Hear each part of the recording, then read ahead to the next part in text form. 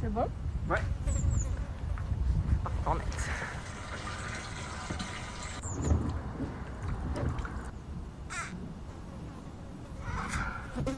Allez, le fumeur là, t'as pas de souffle quoi. Y'a rien qui est sorti là. C'est bon? Là c'est bon. Monte Zuko. Oui, c'est très bien Zuko. Bravo mon petit chien. Bonjour les bibous. On espère que vous allez bien. On vous retrouve dans cette dernière vidéo en Turquie normalement. En plein dans les terres, on essaye de se diriger lentement mais sûrement vers la Cappadoce. Et pour l'instant, on va aller visiter une nouvelle cité antique qui s'appelle Salagassos. Et on espère fin de semaine prochaine, début de semaine prochaine, passer la frontière irakienne. Tout dépendra de notre CPD, mais on va vous expliquer ça plus longuement plus tard dans la vidéo.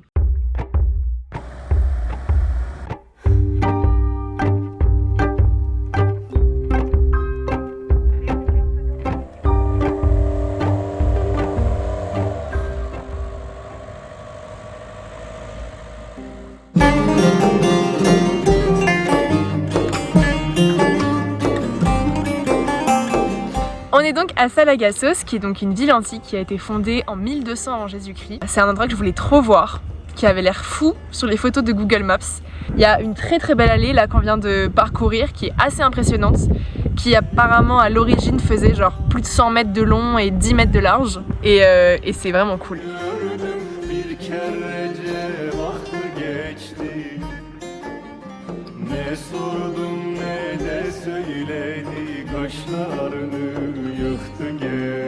On se dirige vers le théâtre, qui sont les monuments préférés de Bibou quand on visite des sites antiques.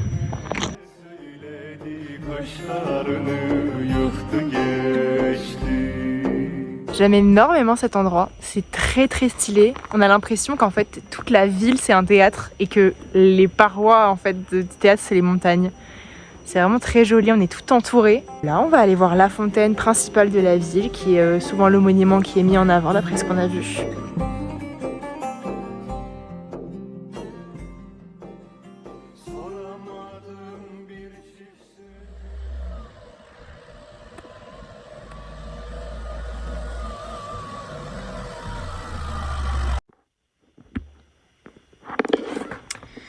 On est le 25 novembre, on n'a toujours pas notre CPD, on n'a toujours pas commandé notre CPD à cause de toutes ces histoires. Un CPD, carnet de passage en douane, est un document douanier international qui facilite l'entrée temporaire des marchandises dans un pays étranger sans avoir à payer immédiatement les droits et taxes d'importation. Par exemple, une voiture. Le CPD sert de garantie pour les autorités douanières. Il prouve que les marchandises, la voiture, seront réexportées dans un délai déterminé. À chaque passage de frontière, le carnet est tamponné par la douane à l'entrée et à la sortie du pays, ce qui permet de suivre le trajet des biens. Grâce au CPD, les formalités douanières sont simplifiées et plus rapides, tout en évitant le paiement des cautions financières dans chaque pays traversé. Ça, c'est ce qu'on peut lire comme définition. Sauf que dans les faits, c'est pas si simple.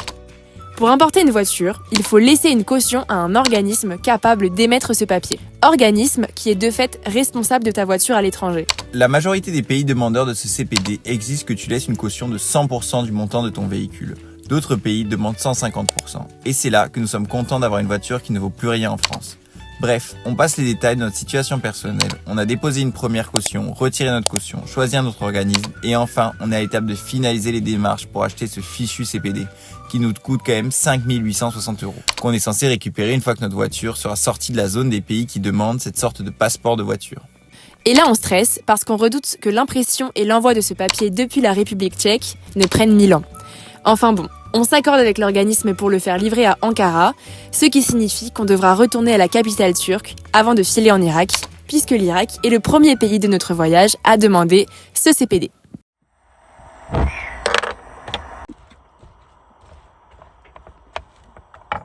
C'est mon plat de la flemme de vaisselle. Parce qu'il y a genre un bol quand t'es seul, c'est un bol et une poêle. Non mais tu n'es plus seul Bibo, je suis là maintenant. Mais tu fais pas la vaisselle. Merci Bibo. Cet après-midi, on va rouler jusqu'au lac Tuz, qui est un lac salé, qui a l'air d'être assez impressionnant. On est curieux de voir ça. Et c'est sur la route de la Cappadoce, donc c'était l'occasion.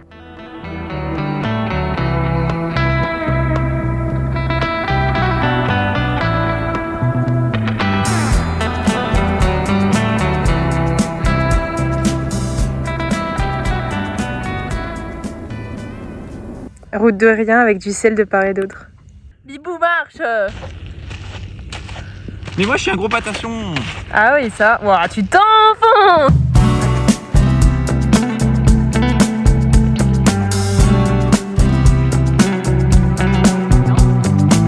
Genre là, l'immensité du blanc. J'ai jamais vu ça de ma vie.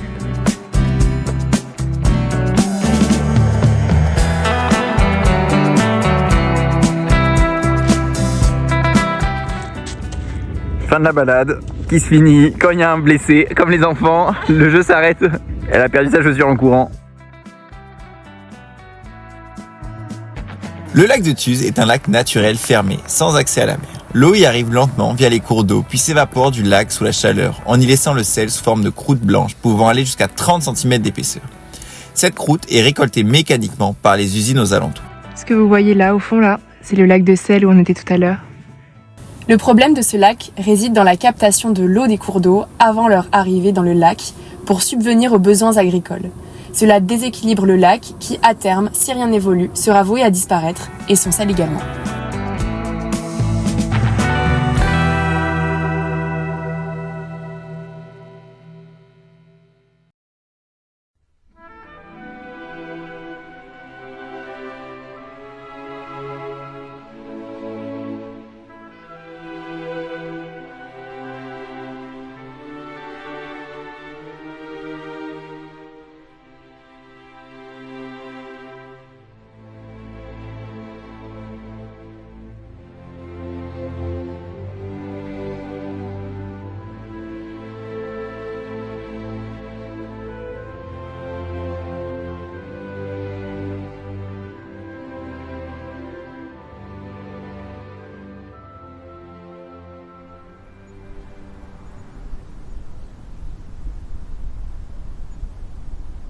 On se dirige vers la Rose Valley. On est chaudement habillés.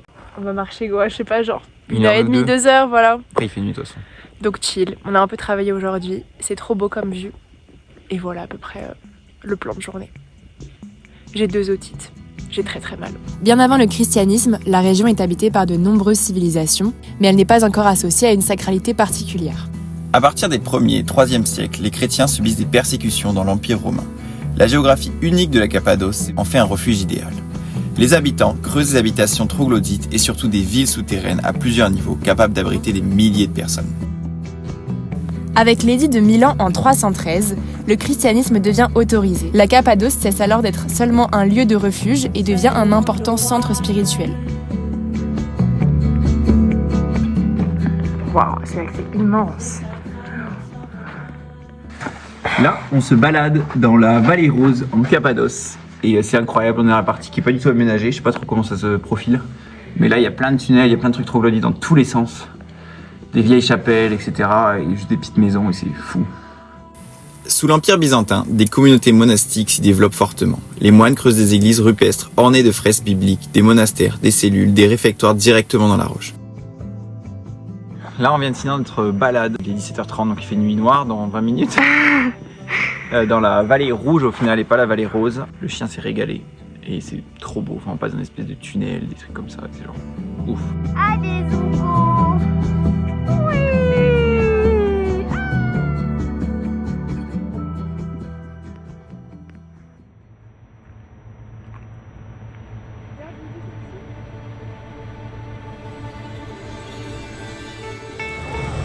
C'est une dinguerie derrière. C'est trop marrant. Moi, j'ai fait coucou aux gens. Oui, ils se sont fait coucou. C'était très drôle. C'est proche. Hein. Ils sont passés genre là, quoi. C'est fou. Ah oui. Ah, c'est une dinguerie. C'est immense.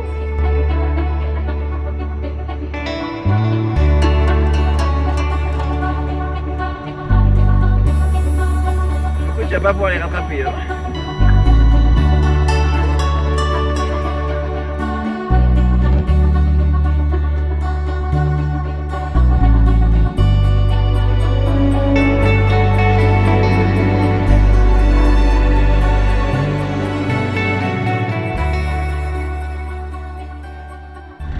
passé 3 jours en Cappadoce, déjà 2 nuits, vers la Vallée Rouge. Donc entre Gurémé et la Vallée Rouge. Pour l'instant, on n'a rien visité, pour être honnête, on a juste bossé. On va profiter du spectacle des montgolfières le matin. Là, on va aller dans la Love Valley pour demain matin pour se balader. Il y a plein de trucs à faire, mais juste on ne sait pas trop comment on s'organise. Il y a des balades, il y a des églises troglodytes, il y a des villes souterraines entières. Donc voilà, il faut qu'on se décide surtout et qu'on commence un peu à visiter. Bon, une fois n'est pas coutume, on a toujours des problèmes. C'est pas vrai, on a fait même pas 50 mètres depuis le spot. Et Bibou il cherchait un truc derrière, à l'arrière. Et après on entend genre un gros bruit et d'un coup j'ai resté dans cette espèce de il y a plein de quads, plein de 4x4. Je me suis dit bah il y a quelqu'un juste qui est bloqué derrière nous et qui attend qu'on dégage le chemin. Et je regarde dans mes rétros, je vois personne, je sais pas, ça klaxonne pas et pourtant on prend du temps. Et en plus je t'ai posé la question et tu répondais pas trop, j'étais en mode bon bah tant pis, il attendra. Et puis on redémarre et c'est genre hyper fort des concerts, ça fait genre et on regarde, là on vient de s'arrêter sur le côté, on regarde et en fait on a le pot d'échappement au tout début, du coup avant les premiers silencieux, avant les filtres etc. qui s'est détaché. Et ça nous est déjà arrivé, on l'avait fait réparer, mais en fait c'est pas ça le problème, je veux dire c'est pas le pot qui est fragile, c'est vraiment ça envoie je sais pas quoi qui fait que ça... Trou le métal. Ouais voilà. Waouh.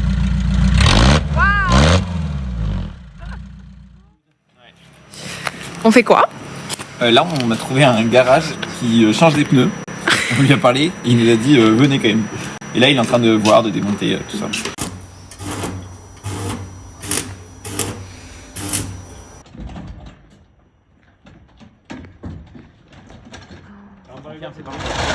Hein? Oh. On a donc résolu plutôt facilement, mais pas sans coût, le problème du pot d'échappement. Donc c'est un problème qu'on connaît, qui est assez fréquent, voire régulier. On a payé 40 € pour une soudure pas professionnelle, c'est le garagiste qui l'a dit lui-même. Et on a roulé pas moins de 10 minutes, donc cette semaine c'est vraiment royal, genre de faire des petits trajets comme ça. Ça va bien parce qu'on attend le CPD, sinon après c'est vraiment... ça va pas être la même. Ça va pas être la même du tout. Donc on profite, il fait royalement beau, vous l'avez vu sur les images. Et là on est du coup juste en face de Gurémé, donc on a un nouveau spot. Ça va être très joli, on va sans doute revoir les montgolfières demain et on ira voir la Love Valley également demain matin. C'est le 3e jour. Des montgolfières. Voilà. Et là, on commence à plus avoir l'énergie de sortir. Dans le sens, ça démarre pas si tôt parce que c'est quand même l'hiver, donc là il est 7h. Et il fait surtout froid quoi, du coup on est sous la couette et on voit dans le petit encadrement de notre porte ou notre pare-brise. On est des gros flemmards, genre vraiment, on flex sur Instagram, d'ailleurs suivez-nous sur Instagram, en mode waouh la vie est trop bien et tout. La vie, c'est qu'on a froid. Voilà.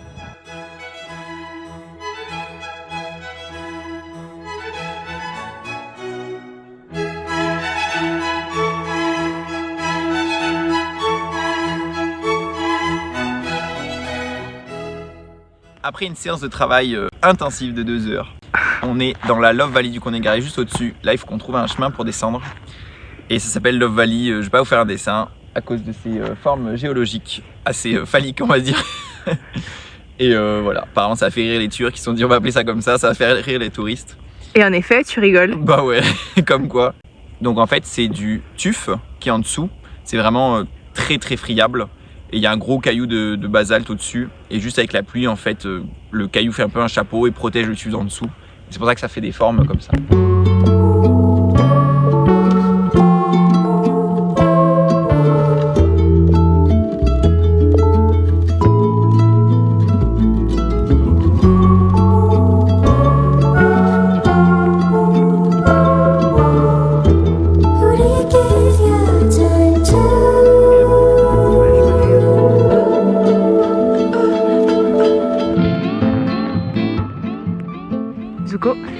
Zuko, on te parle. Tu penses quoi de la Love Valley? Tu aimes bien? Ah oui, du coup tu te tournes vers moi. Zuko ne répond pas. Toi, tu aimes bien? Zuko elle aime beaucoup. Ouais. Elle s'amuse, il y a des chiens qui veulent pas être ses copains. Mince. Ça elle aime pas. Ouais, c'est vrai. Mais sinon ça va.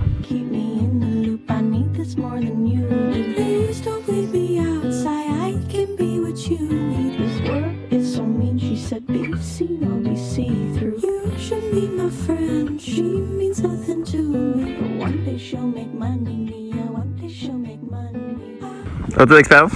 Vraiment cool, très joli, assez impressionnant en vrai, c'est dingue de se dire qu'il y a ça qui est debout, enfin c'est fou. Et très peu de monde, très agréable, très bon, parfait. Très bon? Ouais, il fait bon. Ah ok.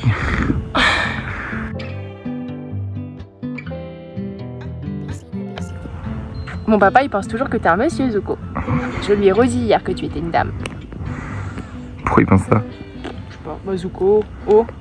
Les femmes ça se termine par A. On est devant du coup le château de Uchistar. Uchistar. Oui, on peut juste en fait aller au sommet, mais c'est des escaliers qui font le tour. Apparemment c'est sympa d'un point de vue, mais on prend déjà un point de vue de partout. Yes, mais vraiment c'est très très joli. On va essayer de prendre un peu plus de distance pour mieux voir.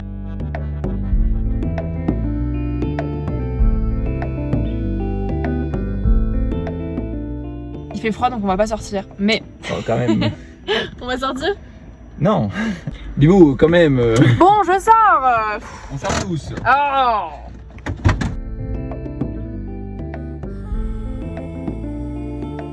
On bavasse énormément dans les vidéos en ce moment, mais on a une grande nouvelle. Le CPD va être envoyé, a été envoyé. Ça peut arriver lundi. Bon, lundi peut-être pas, mais mardi. Là on est vendredi. Ce serait dingue. Et après on a 1200 km jusqu'à la frontière irakienne. Faut Et faire après, nos visas. en Irak. Ouais, quand on fasse nos visas. Alors, il semblerait qu'on soit dans une big attraction touristique. Ah ouais, on est dans l'endroit de la Cappadoce. Après les montgolfières, on est au musée en plein air de Göreme. Il y a des vieilles églises byzantines troglodytes qui ont l'air incroyables. Enfin moi j'y suis déjà allé, mais bon on va faire semblant que non. Et donc c'est vraiment très très beau. Et on y va et c'est genre blindé de monde. Et c'est 26 € l'entrée. Bon, on est back to la voiture. En fait, ils acceptent pas les Visa Cards. Or, nous ne possédons dans notre panel de cartes que des Visa Cards. C'est la première fois que ça nous arrive. Du coup, en plus, il y a vachement de monde. On n'aime pas trop les gens. Et c'est vrai que on reviendra, genre d'ici 2 jours, à 8h du mat. On va aller juste se cacher dans la vallée rose qu'on a finalement pas beaucoup vue et qui comporte plein d'églises très mignonnes. Est-ce que tu peux m'expliquer ce que c'est un happiness picnic? C'est quand les bibous ils sont tristes, ils vont manger des trucs qu'ils aiment bien dans des endroits qu'ils aiment bien. Et alors là, c'est quoi qu'on aime bien manger? Là on aime bien manger des cacahuètes dans des formations rocheuses rigolotes.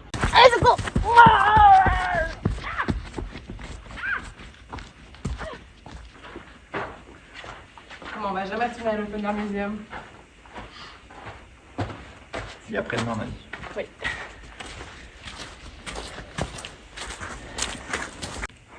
C'est magnifique. C'est vrai que c'est un peu rosé. Ah ouais, t'attaques direct avec les cacahuètes.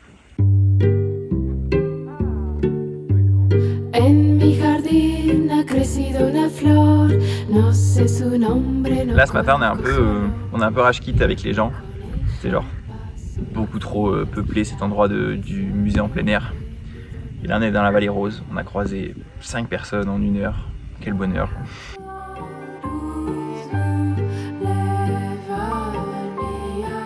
Progressivement, la Cappadoce acquiert une forte dimension religieuse. Les églises deviennent des lieux de culte fréquentés par les fidèles, les moines y vivent dans l'ascèse et la prière, et les morts sont enterrés à proximité des sanctuaires. Les pèlerinages renforcent cette sacralité, transformant la région en un véritable paysage spirituel.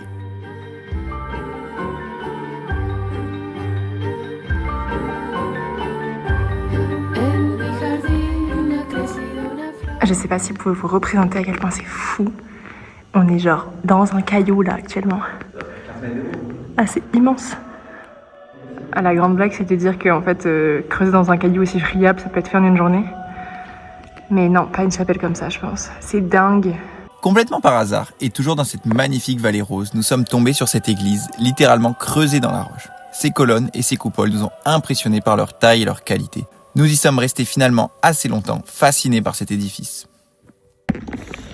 The rain is back. Il est 8h pile. Donc on va fuir dans une cité souterraine. On va aller jusqu'à moins 85 mètres en théorie. Ça a l'air immense. Ça a l'air d'être vraiment vraiment cool. Et en fait on sait plus si on veut aller au Open Air Museum ou pas. C'est la grande question de la journée. Bibou veut boycott comme Efes. Elle démarre la voiture. Bah j'attends que tu finisses la vidéo. C'est bon, j'ai fini. Ah.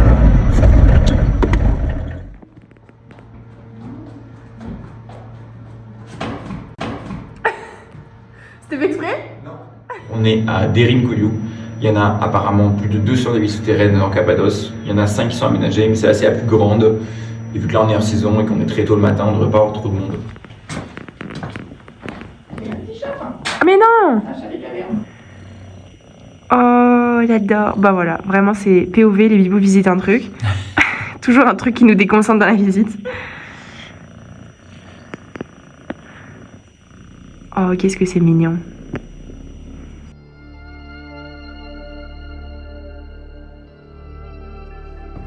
Que fais-je avec un chat dans les bras, me direz-vous? Je sais pas, il ronronne tellement qu'il veut faire la visite, je pense. C'est extrêmement exigu par endroit, alors qu'on est vraiment, je pense, même pas au 2e étage. C'est labyrinthique. Franchement, il y a des flèches rouges, des flèches bleues, on arrive à se perdre entre ces 2 couleurs, quoi. Comme souvent, je trouve que ça manque quand même d'explications. C'est vrai que si on n'a pas de guide ou pas d'audio guide, c'est un peu difficile de s'y retrouver, il faut vraiment faire des recherches en amont. Mais donc on sait que ça date du XIIIe siècle avant Jésus-Christ et que jusqu'au XXe siècle c'était utilisé par des gens qui souhaitaient se cacher des réactions de l'Empire ottoman. Les Grecs orthodoxes. Les Grecs orthodoxes. Et du coup c'est hyper intéressant, on se rend compte que c'est vraiment une cité qui a vécu à travers les siècles et qui a bénéficié à plein de types de personnes différentes. Et il y a un système de défense et de protection et d'invisibilité aussi qui est extrêmement stylé d'après ce qu'on a vu. Mais surtout, ce qui est fou, c'est qu'ils sont partis en 1923 et du coup, personne ne savait où était l'entrée, enfin où étaient les entrées. Et ils les ont découvert par hasard, la cité. Ils l'ont redécouverte par hasard.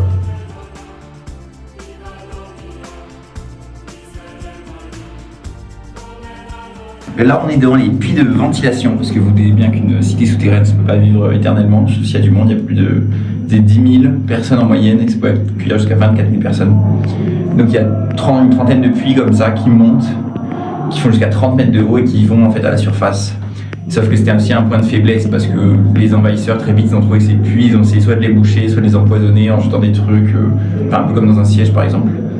Et c'est vrai que ça, c'était indispensable et en même temps c'était un problème. On est seul dans la chapelle, mais quel bonheur. Vous apprendrez que c'est un plan de chapelle cruciforme. Donc ça forme une croix, sans grande surprise. On est avec notre petit guide de la journée. Moi je suis fasciné par la précision des tunnels qui t'amènent de salle en salle. Je sais pas si on faisait d'abord les tunnels puis après les salles, mais je trouve ça fou de pas creuser un tunnel et tu tombes genre dans la pièce de la chambre de quelqu'un. Est-ce que Madame Chat est toujours avec nous? Il a fait toute la visite avec nous. Notre but c'est de la faire sortir. Je pense qu'elle est bloquée ici depuis des années. Tout le monde c'est trop mignon.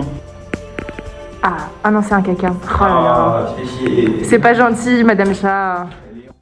Donc là, on est le 1er décembre, on est toujours en Cappadoce, il fait très froid. Il a neigé très légèrement ce matin, enfin une espèce de grêle neige. Et là, aujourd'hui, on visite pour une dernière fois une vallée en Cappadoce. Et après, on part en Ankara, demain on récupère le CPD. Et après, on file vers l'Irak pour retrouver des températures plus clémentes parce que là, on a juste froid. Bon, on a décidé qu'on ferait pas l'Open Air Museum pour aller en Irak plus vite. Mais regardez quand même ce qu'on peut trouver pour gratuit. T'as vu, c'est toujours ce truc d'icône, hein. Tu vois comme elles ont été massacrées, les visages. Et donc du coup, sous l'Empire byzantin, il y avait 2 tendances qui s'opposaient les unes aux autres. Il y avait les personnes anti-icônes, donc anti-représentation des saints et des personnages religieux, et les iconophiles, ceux qui aimaient vénérer les icônes, donc.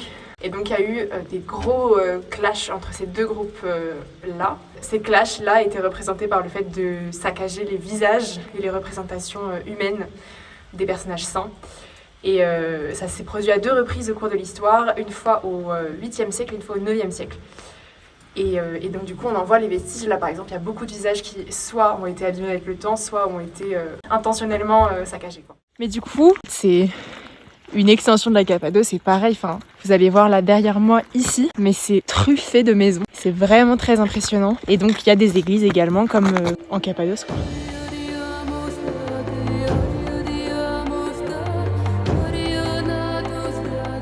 Dans la vallée de Soanli, les églises rupestres témoignent du rôle important de la vallée dans le christianisme byzantin médiéval entre le 9e et le 13e siècle. Donc là, on a un bon exemple de ce dont parlait Bilou tout à l'heure, que la peinture est plutôt intacte pour son âge, mais le visage a complètement été détruit. Et donc ça, c'était ceux qui étaient contre les icônes. Ça, c'est vraiment ce que je préfère, c'est vraiment les petits stockages Kallax intégrés, je kiffe. Afin de répondre aux besoins spirituels et pédagogiques de ces communautés, les églises creusées dans le tuf volcanique étaient ornées de fresques représentant le Christ, la Vierge, les saints, ceci permettant de transmettre les récits bibliques à une population majoritairement analphabète. Là, on est à la Dome Church, comme vous le voyez avec son petit chapeau. C'est ouvert, donc on va pouvoir y aller. Et là, c'est l'intérieur du dôme qu'on voyait tout à l'heure.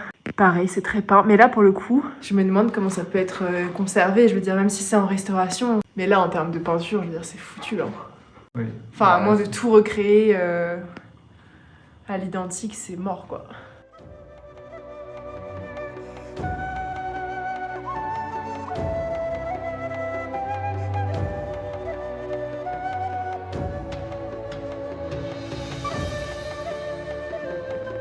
Waouh. Putain, tu vas aimer aussi, hein.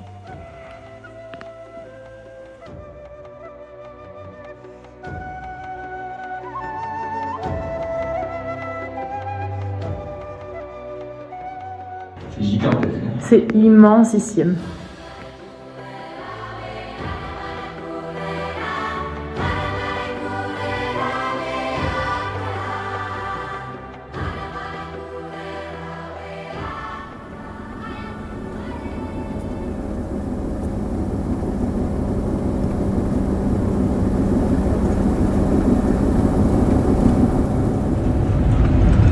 Bien sûr, tout s'envole partout là dans la plaine. Ah ouais, bah évidemment.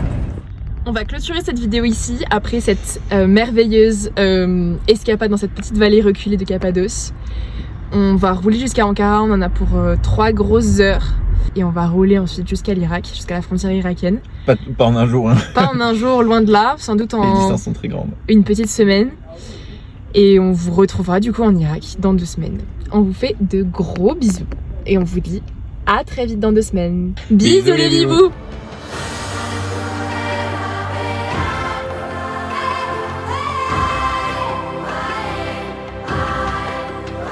Et on a récupéré le CBD. Incroyable, mais c'était hyper rapide! Bon, j'étais tout seul avec la dame et il y avait 3 enveloppes sur son bureau, donc oui, elle a pas eu du mal à chercher l'enveloppe. Putain, incroyable, mais dis donc! C'est ça le Attends, il faut ouvrir. 6000 balles dans cette enveloppe, bordel!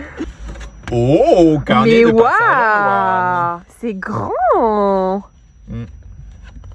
C'est cheap, hein. Bon, je sais pas, c'est des feuilles volantes comme ça, là.